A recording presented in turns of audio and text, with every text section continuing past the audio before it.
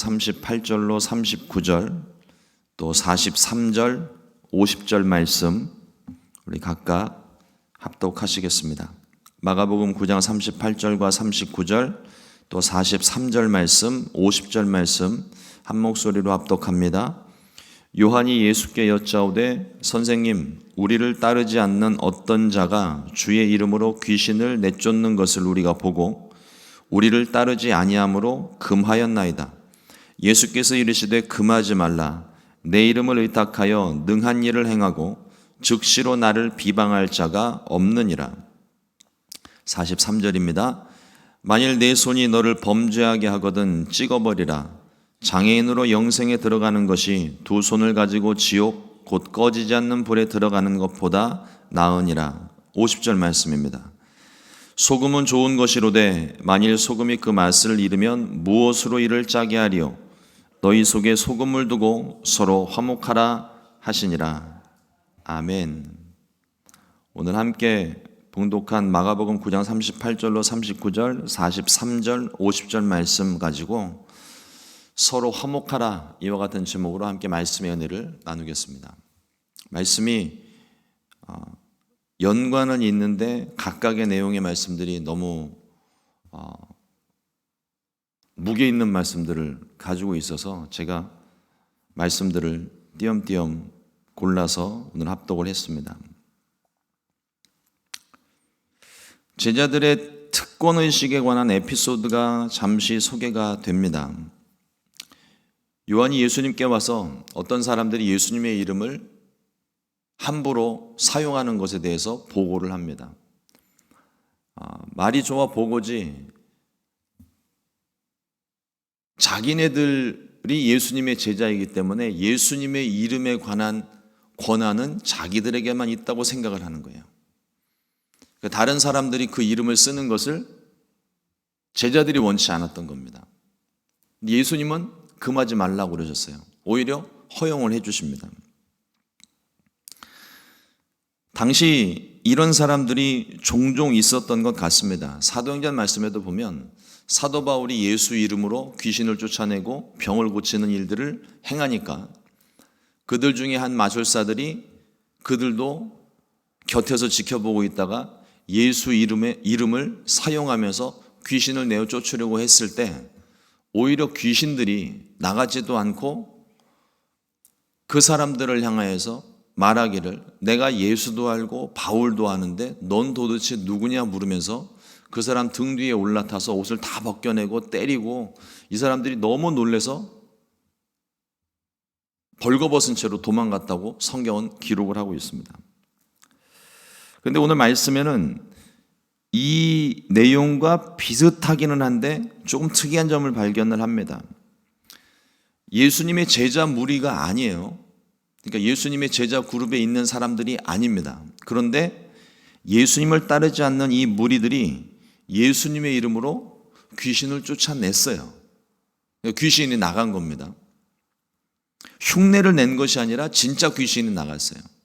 저는 이 말씀을 보면서 문득 그런 생각을 하게 됐습니다. 이 사람들이 제자들보다 믿음이 더 나은 사람이 아닌가?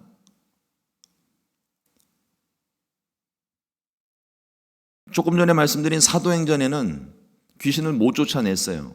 그러니까 이 내용을 보면은 사도 요한이 얘기를 하는 게 어느 정도 맞는 것 같아요. 그런데 우리가 며칠 전에 말씀을 나누었을 때 변화산에서 예수님이 모습이 변화되는 동안에 산 밑에서는 제자들이 귀신 들린 아이와 그 부모와 함께 씨름을 하고 있는데 귀신을 못 쫓아냈단 말이죠.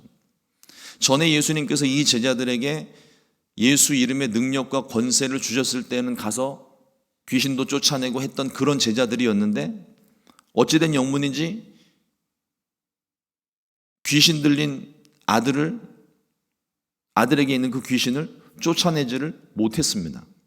제자들은 예수 이름에, 그러니까 자기네들이 생각하기에 예수 이름에 대한 권한을 가지고 있다는 제자들은 귀신을 못 쫓아내는데 제자 그룹에 있지도 않은 이 사람들은 예수 이름으로 귀신을 쫓아냈어요. 누가 더 믿음이 좋은 겁니까?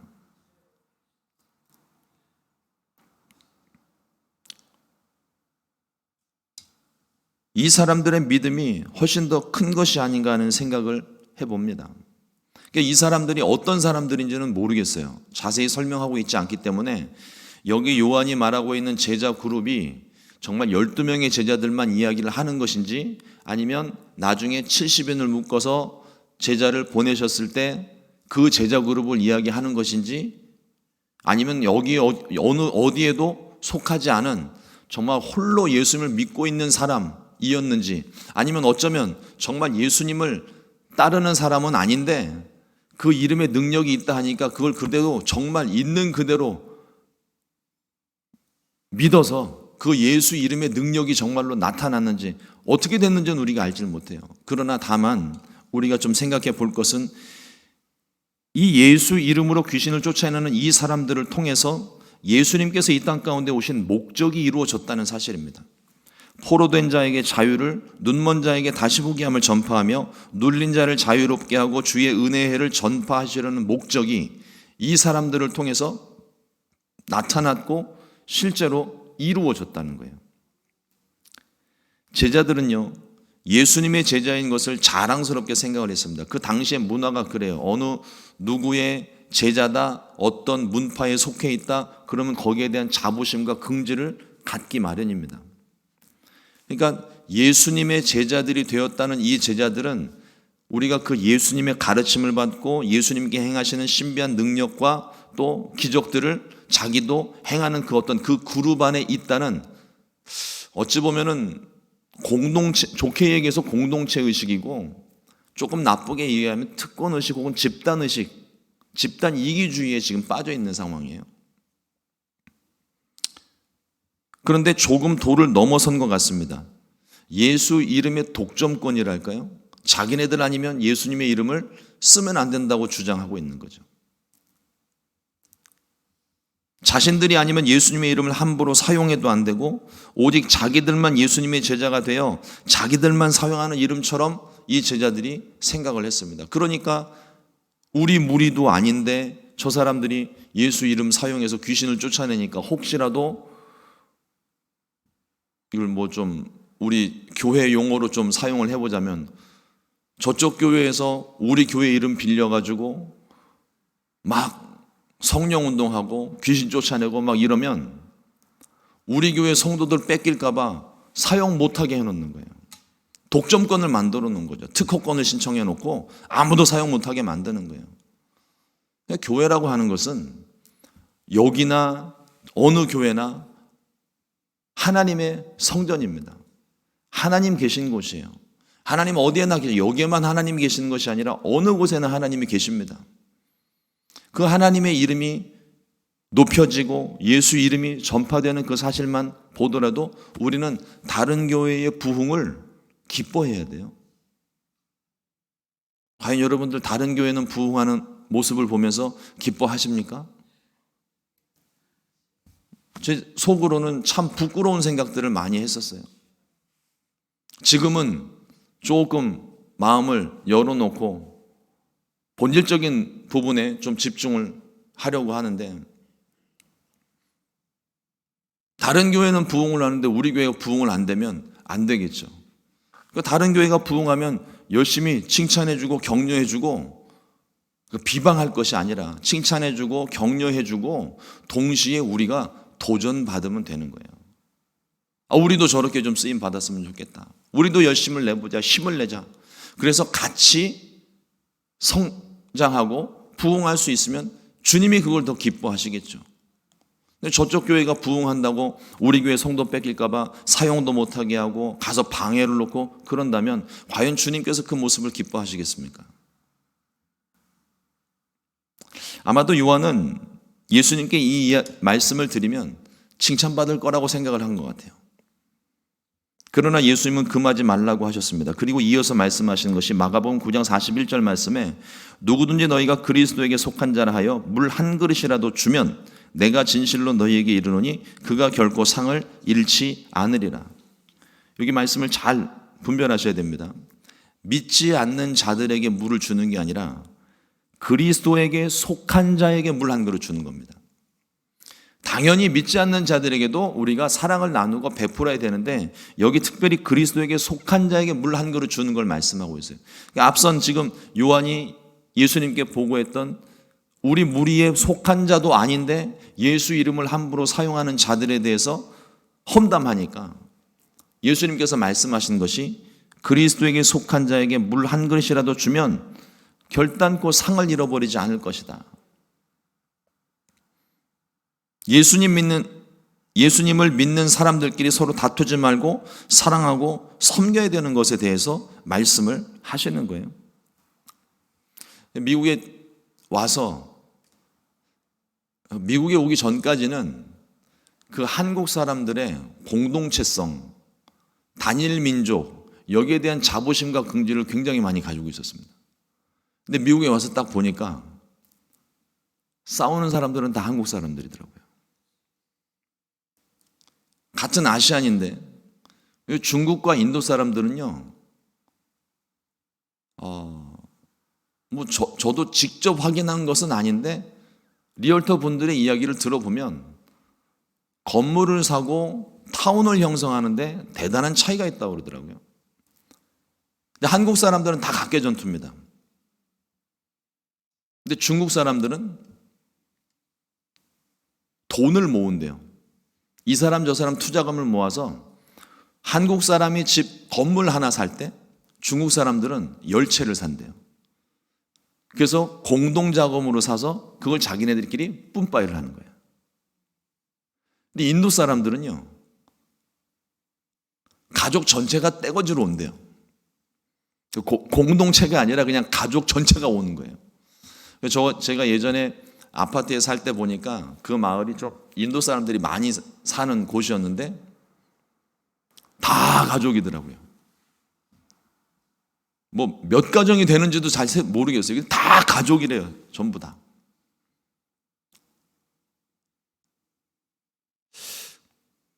미국에 와서 한국 사람들을 보면서 타지에 와 있으니까 반가운 마음에 뭐 학교를 갈 때도 그렇고 마트를 갈 때도 그렇고 한국 사람 같은 사람이 보이면 이렇게 괜한 미소가 지어지고 가서 아는 척하고 싶은 그런 마음이 막 있었어요. 그래서 몇 번 그렇게 시도를 했는데 보기 좋게 퇴짜를 맞았습니다. 미친 사람 보듯이 쳐다보고 가더라고요. 모르겠습니다. 이게 중국 사람인지 일본 사람인지는 모르겠지만, 그래서 그 이야기를 그때 섬기던 교회 장로님께 말씀을 드렸더니 아유 목사님 그렇게 하시면 안 됩니다 그러는 거예요. 왜요? 그랬더니 저도 잘 모르겠는데 그래요 그냥 분위기가 그러시더라고요. 그리고 시간이 점점 이렇게 지나면서 가만 보니까 한국 사람들끼리 서로 사이가 너무 안 좋은 거예요. 목회자들 사이에서 하는 이야기가 있는데 한국 사람이 3사람 이상 모이면 십자가가 세워진대요. 그러니까 서로 모여서 같이 신앙 공동체 만들고 아니면 전도를 하고 그렇게 해서 교회를 세워나간다고 하는데 10명이 넘어가면 교회가 분열이 된다는 거죠. 왜 그럴까요? 같은 예수님을 믿고 있는데 그리고 같은 동양 사람들인데 그럼에도 불구하고 무엇인지 모르겠지만 서로 하나가 되지를 못하고 모래알처럼 뿔뿔이 흩어지는 모습들이 자꾸 있는 거예요. 그래서 보면은 미국 내에도 각 도시들마다 한인회가 다 있는데 한인회가 하나 있는 곳이 그렇게 흔하지 않아요. 보통 2개, 3개. 뭐 여성회도 2개, 어머니회도 2개, 노인회도 2개. 항상 이렇게 갈라지더라고요. 타지에서 서로 의지하고 도움을 줄 수 있으면 얼마나 좋을까요? 그런데 그렇게 다가갔다가 선한 마음으로 다가갔다가 누가 먼저랄 것 없이 서로에 대한 오해가 생기고 미워하고 헤어지는 일들이 자꾸만 반복이 되다 보니까 이제는 한국 사람들이면 오히려 한국 사람들이 다른 민족들은 다른 나라 사람들은 신뢰를 하는데 한국 사람이 한국 사람을 신뢰하지 못하는 이런 웃지 못할 사태가 벌어지고 있는 겁니다. 서로 사랑해야 할 줄로 믿습니다. 서로 섬겨야 될 줄로 믿습니다. 조금 내가 손해를 보고 상처를 받더라도 그래도 다른 사람들은 모르겠는데 적어도 그리스도인이면 내가 조금 상처를 감수하고 손해를 감수하고서라도 하나 되는 일에 우리가 힘을 써야 될 거예요. 그리고 이제 제 인생 가운데서 가장 두려웠던 말씀을 예수님이 하십니다. 마가복음 9장 43절 말씀인데요. 만일 내 손이 너를 범죄하게 하거든 찍어버리라. 장애인으로 영생에 들어가는 것이 두 손을 가지고 지옥 곧 꺼지지 않는 불에 들어가는 것보다 나으니라. 뒤에 있는 말씀들이 다 똑같은 말씀이에요. 여기는 손, 그 다음 말씀은 눈, 그 다음은 어렸을 때 이 말씀을 듣고 제가 얼마나 무서웠는지 몰라요. 전에 말씀드렸던 대로 오락에 미쳐서 부모님 지갑에 손을 대기 시작을 했거든요. 고맘때쯤입니다. 이 말씀을 처음 접한 게. 이 말씀을 보고서 손가락을 잘라야 되겠구나 라는 생각을 처음 했었어요. 그게 아니고서는 도저히 행동을 멈추지를 못하겠는 거예요. 그리고 또 그 당시 이제 막 사춘기에 접어들면서 이성에 눈을 뜨기 시작을 하는데 사춘기 기간에 있는 남자아이들이라면 다 이성에 눈을 뜨기 시작하고 호기심을 갖고 그때는 동영상이 그렇게 흔한 것이 아니었기 때문에 성인 잡지 같은 거 몰래 친구들끼리 돌려보면서 구해서 보고 이상한 생각들 하고 그랬던 시기였는데 이 말씀이 딱 걸리는 거예요. 그래서 혼자 앉아서 막 벌벌벌 떨면서 기도하면서 그런 거예요. 하나님, 제가 눈을 뽑으면 되겠습니까? 손을 자르면 되겠습니까? 오락실에 가는 발을 자르면 되겠습니까? 저도 천국 가고 싶습니다. 그러면서 기도를 했던 기억이 있어요. 그러니까 지은 죄를 생각을 하면 사지백체가 부족한 거예요. 다 잘라내고 오려내고 뽑아내도 천국을 못 갈 것 같은 거예요. 회개하면 용서하신다는 주님께서 왜 이와 같이 무시무시한 말씀을 하셨을까요? 의인은 없고 하나도 없는데, 그저 생각하는 것이 그저 죄뿐인데, 죄 없는 사람이 없는데, 그러면 천국에는 장애인들만 가는 곳인가? 이 말씀은 보이는 그대로 말씀, 문자 그대로 우리가 해석을 하게 되면 그렇게 해석을 하기가 쉬워요. 그러나 주님께서 말씀하시는 것은 죄에 대해서는 금화 같은 의지와 결단으로 단호하게 끊어내야 된다는 것을 말씀하고 있습니다. 작은 자 한 사람을 실족하게 하는 것도, 눈과 귀와 손과 발이 죄 짓는 것도 단호하게 끊어내야 된다고 말씀을 하시는 거예요. 이웃은 너그럽게 용서하고 용납하고 사랑해야 되겠지만 우리 자신들에 대해서는, 특히나 죄에 대해서만큼은 단호해야 됩니다. 이웃들을 향해서는 우리가 마음을 활짝 열 수 있어야 돼요. 어떤 것도 우리가 다 용납해 줄 수 있어야 됩니다. 단 죄와 타협하는 것은 안 되겠죠. 그러니까 이웃을 향해서는 마음을 한없이 넓게 여는데 우리 자신을 향하여서는요, 단호해야 됩니다. 엄격해야 되는 거예요. 사도 바울도 말하기를 데살로니가전서 5장 21절로 22절 말씀에 범사에 헤아려 좋은 것을 취하고 악은 어떤 모양이라도 버리라고 권면합니다. 우리 자신에게든 타인에게든 우리가 함부로 판단하고 정죄하는 일은 없어야 됩니다. 부지런히 우리 이웃을 살피고 섬기고 사랑해야 되는 거죠. 짧은 이 세상, 저는 아직 좀 길게 남았는데, 우리 장로님, 권사님들 정도 되면은 시간이 거의 지금 80마일, 90마일 속도로 지금 지나간다면서요. 저는 아직 50마일 수준에 머물고 있지만, 근데 지금 제가 생각해 봐도 너무 빨라요, 시간이. 사랑하면서 살기도 참 짧은 시간인데 우리는 그 사랑을 하지를 못하고 서로 비난하고 헐뜯고 싸우고 나누고 시기하고 질투하고 비교하고 그런 모습들이 우리 가운데 참 많이 있는 것을 보게 됩니다. 부지런히 우리 이웃들을 살피고 섬기면서 사랑할 수 있게 되기를 우리 주님의 이름으로 축원합니다. 마지막 우리 50절 말씀이 오늘 말씀의 결론과도 같은 말씀인데요. 소금은 좋은 것이로되 만일 소금이 그 맛을 잃으면 무엇으로 이를 짜게 하리요? 너희 속에 소금을 두고 서로 화목하라 하시니라. 전에 제가 이 말씀 묵상을 하다가 주님께서 말씀하신 빛과 소금에 대한 말씀을 묵상을 한참 했었어요. 주님께서는 우리가 빛과 같이 되라, 소금처럼 되라 이렇게 말씀 안 하시고요. 너희는 세상의 빛이고 소금이라고 아예 정해 주셨어요. 자, 빛은 나중에 한 번 더 말씀을 나눌 기회가 있을 거라 생각을 하고 오늘 소금이 나왔으니까 소금에 대한 걸 좀 생각을 해볼게요.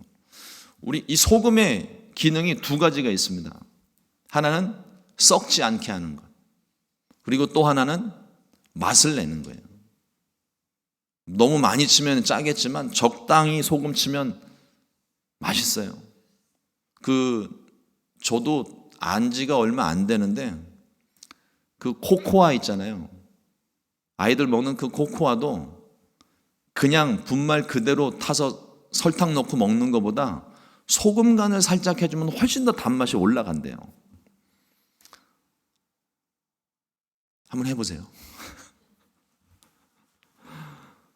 근데 이 소금이 뿌렸는데 결정체가 그대로 남아있으면 소금이 소금 역할을 못합니다. 소금이 소금 역할을 하려면 자신의 형질을 녹이고 없어져야 돼요.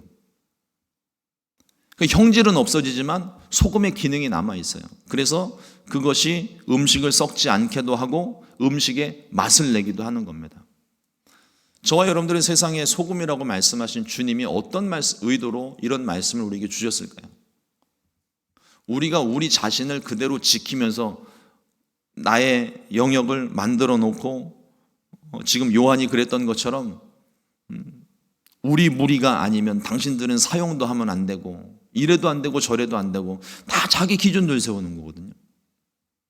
근데 우리가 세상에 믿지 않는 사람들과 구별은 되어져 있지만 분리된 게 아니에요. 우리는 여전히 세상 가운데 살아가고 있고 우리가 복음을 전해야 되는 사람들이 지금 세상에 믿지 않는 사람들입니다.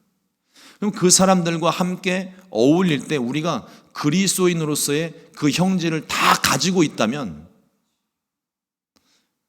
특히나 요즘 같은 시대에 교회에 대한 반감이 고조가 되어져 있는 이런 상황 가운데서 그들에게 복음을 전할 수 있는 길이 막힌다는 거예요.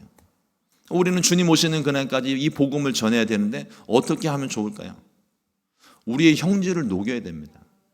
우리가 가지고 있는 교회만이 사용되고 교회 안에 있는 그 교회 안의 문화들, 지켜야 될 것들은 당연히 지켜야 되겠죠.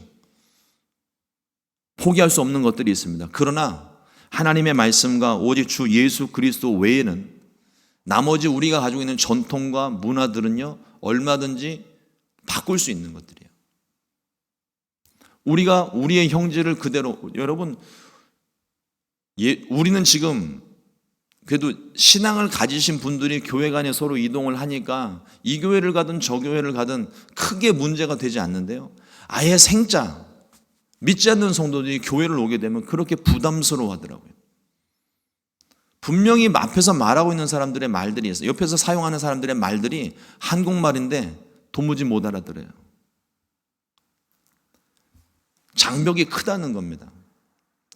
믿지 않는 사람들이 교회 문턱을 넘는 게 너무 힘들어요. 그 벽을 다 무너뜨려야 우리가 세상 가운데 스며들 수가 있습니다. 그래서 세상 가운데 우리가 소금의 사명을 감당할 수가 있는 거예요. 오늘 말씀에도 주님이 너희 속에 소금을 두고 서로 화목하라 말씀하셨습니다. 과연 교회가 지금 세상과 화목하고 있습니까?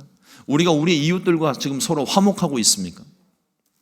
오늘 이 말씀을 우리 마음 가운데 깊이 새겨서 요한과도 같이 이렇게 교회는 교회 안에 어떤 문화를 딱 만들어 놓고 너희가 들어오려면 들어오고 말려면 말하라, 이런 식으로 우리가 복음을 전하면 안 되는 거예요. 그럴 수는 없는 겁니다.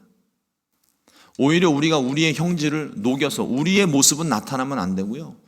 이게 녹아졌을 때 진짜 소금의 기능이 나타나는 것처럼 우리가 녹아져서 우리 안에 있는 예수님이 나타나야 되는 거예요. 세상 가운데 믿지 않는 사람들에게 저와 여러분들의 모습을 보이면서 예수님의 모습이 나타나야 그게 진짜 복음이 전해지는 것이고 그 사람이 예수 믿을 수 있는 기회를 얻을 수 있는 겁니다. 사람들이 우리를 보고 보는 것은 주님이에요. 그러니까 우리가 말 한마디, 행동 하나 정말 조심해야 되는 게 바로 그런 이유입니다. 주님을 욕보일 수 있거든요. 우리의 형질이 녹아져서 참 요즘 세상의 사건과 사고들, 소식들 들으면 얼마나 안타깝고 비참하고 막 그렇습니까? 가슴 아픈 일, 사건, 사고들. 그러면서 많은 분들이 그런 이야기 하잖아요. 아, 요즘 세상 살맛이 안 난다고. 그 살맛 나게 하는 게 그리스도인입니다. 저와 여러분들이 세상 가운데 스며들어서 그들과 함께 교제하면서 그들에게 사랑을 전하고 그들을 섬기고 예수의 생명을 전하면 그들이 생명의 맛을 보고 나면 이제는 우리가 교회 나오지 말라고 해도 그 사람들 알아서 교회 찾아서 갈 거예요. 그 엄청난 사명을 저와 여러분들이 가지고 있는 겁니다. 우리의 형질을 고집하지 말고요. 우리의 형질, 정말 우리가 지켜야 될 것들을 지키되 우리의 신앙과 믿음과 말씀과 하나님과 또 우리가 가지고 있는 여러 가지 것들을 지키되 우리가 조금 그들에게 다가서는데 걸림돌이 되는 것들이 있다면 모습을 변형시키고 담벼락을 낮추어서라도 그들과 함께하면서 그들의 아픔을 돌보아주고 우리가 담벼락 쌓아놓고 있으면 그 사람들의 아픔이 무엇인지 알 턱이 없습니다. 어떻게 위로해야 될지는 몰라요. 그러나 담벼락을 낮춰놓고 그들 가운데 우리가 다가가고 그들 속에 스며들었을 때 그들이 더 이상 죄로 인하여 썩어져 가는 일들이나 살맛 나지 않는 세상 가운데 삶의 의미를 잃어버린 그 사람들에게 소금 간 살짝 해줘서 삶의 의미를 살려주고 맛깔나는 세상 만들어 나가는 것, 그것이 저와 여러분들의 중요한 사명 중에 하나입니다. 만일 소금이 그 사명을 감당하지 못하면 밖에 버리고 그저 밟힐 뿐이라고 말씀을 하셨습니다. 소금을 우리 마음 가운데 두고 그 소금의 기능을 잘 살려서 서로 화목할 수 있게 되기를 우리 주님의 이름으로 축원합니다. 오늘 우리에게 주시는 주님의 말씀이었습니다. 기도하겠습니다. 하나님 감사합니다. 오늘도 주님의 귀한 말씀 허락하여 주시고 이 말씀들을 통하여서 많은 것들 또 생각하고 다시 한번 우리 자신을 돌아볼 수 있게 하시니 감사합니다. 하나님, 주님을 우리 가운데 주셨지만 그 주님이 내 것만이 아니고 온 세상을 향한 주님의 사랑이었음을 깨닫습니다. 내게 허락하신 그 주님, 나만 소유하지 않게 도와주시고 오늘도 힘써 나아가 주님을 알지 못하는 자들에게 복음을 전하고 그들의 눌린 것과 붙잡히고 사로잡힌 것들을 풀어놓아 자유함과 생명을 나눌 수 있는 귀한 역사가 있게 하여 주시옵소서. 하나님, 죄는 어떠한 모양이라도 우리가 단호하게 끊어내고 죄 지은 것이 있다면 철저하게 하나님 앞에 나와 회개하되 유혹의 순간 가운데 우리가 주님 잃어버리지 않고 말씀으로 담대히 대적하여 죄를 끊어내고 이겨낼 수 있도록 우리를 도와주시옵소서. 특별히 하나님, 우리를 소금이라고 말씀하시고 그 사명에 대해서 오늘 말씀을 하셨습니다. 세상 가운데 복음을 전해야 되는 우리들이 우리 스스로 형질을 유지하며 그들과 분리된 모습으로 있다면 주님 깨달을 수 있게 해주시고 우리의 형질을 녹여 세상 가운데 나아가 그들을 변화시키고 또 삶의 의미와 목적을 살려 살맛 나는 세상을 만들어 나가는 귀한 사명을 오늘 깨닫게 해주셨사오니 힘을 다하여 이 사명 감당할 수 있게 하시고 어찌하든지 때를 얻든지 못 얻든지 주의 복음을 전할 수 있는 귀한 사명, 말뿐 아니라 삶으로 그 모습을 나타낼 수 있게 주님께서 우리를 도와주시옵소서. 오늘도 성령으로 충만하게 하셔서 주의 말씀이 삶이 되어지는 귀한 하루가 되게 하여 주시고 오늘 우리에게 허락하신 만나는 사람들과 행하게 하시는 모든 일들 가운데 주의 모습 가득히 나타나게 하여 주시옵소서. 오늘도 이 새벽에 주님 앞에 가지고 나온 모든 기도의 제목들 가운데 주님께서 말씀하시고 응답하시며 또 연약한 부분을 놓고 믿음으로 손을 얹고 기도할 때 하나님 치료의 기적이 나타나게 도와주시옵소서. 귀하신 예수님의 이름으로 축복하고 기도드렸습니다. 아멘. 주님 가시